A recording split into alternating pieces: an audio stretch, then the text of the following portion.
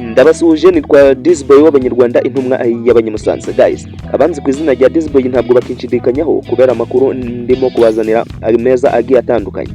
Muri social media harimo kuvugwa iki. Guys, ndagira ngo ufate agatebe wicarire utega amatwi wiyumvire. Guys, yitwa Bruce Melody aho arimo kwamamaza indirimbo ye Pomo yakoranye n'umuhanzi wo mu gihugu cya Nigeria Joel Brown ndetse n'umuhanzi wo muri Tanzania Diamond Platinumz. Diamond rero Platinumz aho nawe arimo kwamamaza indirimbo Pomo arimo gukora cyane kugira ngo izaze kurebwa n'abantu benshi cyane, dore ko ku rubuga rwa YouTube imaze kurebwa n'abantu miliyoni 5,800, kuri Spotify akaba arebwa n'ibihumbi na miliyoni 360. aho ni ku rubuga rwa Spotify, ni urubuga tuzi rucuruza umuziki. Bruce Melody rero akomeje kwamamaza indirimbo ye Pomo yakoranye nabo bahanzi nakubwiye, aho bari kwamamaza iyo ndirimbo kugira ngo izarebwe n'abantu barenga miliyoni zirenga 100. Guys, ese murabona Bruce Melody ibyo bintu azabishobora?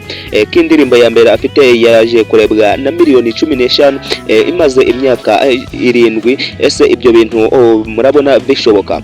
Guys, rero Bruce Melody aho yatangiriye mu gihugu cy'u Rwanda arimo kuzenguruka uturere, arimo kwamamaza indirimbo ya Pomo yakoranye nabo bahanzi naje kuba nakubwira harimo Joel Brown na Diamond Platinumz.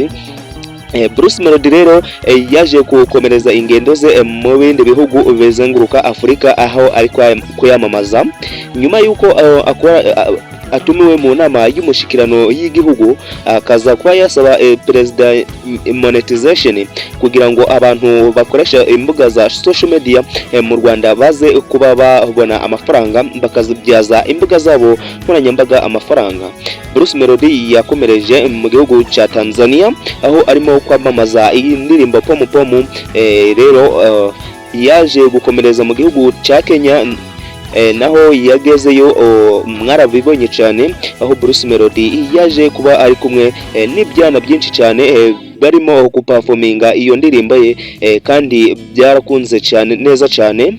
Bruce Melody yaje kugaruka inyuma aza mu gihugu cy'u Burundi, naho amenyekanishayo iyo ndirimbo Pomo, aho arimo kuvuga ngo donc nejo bundi yaje kuba yava mu gihugu cy'u Bwongereza aho yaje yarari kwamamaza iyo ndirimbo ye. Ese Bruce Melody niki waza kumubwira? Guys, ni kwa Disboy w'Abanyarwanda, dukande subscribe, dukande like, share, comment, ni ibintu byiza cyane. Ndacabaha amakuru meza agiye atandukanye kuri Bruce Melody. Bruce Melody rero urugendo rwe saho rurangiriye rwo kwamamaza iyo ndirimbo ya Pomo. Bruce Melody yaje gutangaza ko ibihugu yari yaravuze ko ari ibihugu 5 azamamarizamo iyo ndirimbo ya Pomo, ariko yaje kubihindura aho ku rukuta rwe rwa Instagram yaje kuba yandika ko agiye guteramira no mu gihugu cy'Ububirigi, Canada na Mexique. Bruce Melody rero nayo makuru arimo gutrendinga hano kuri social media cyangwa se mu bitangazamakuru.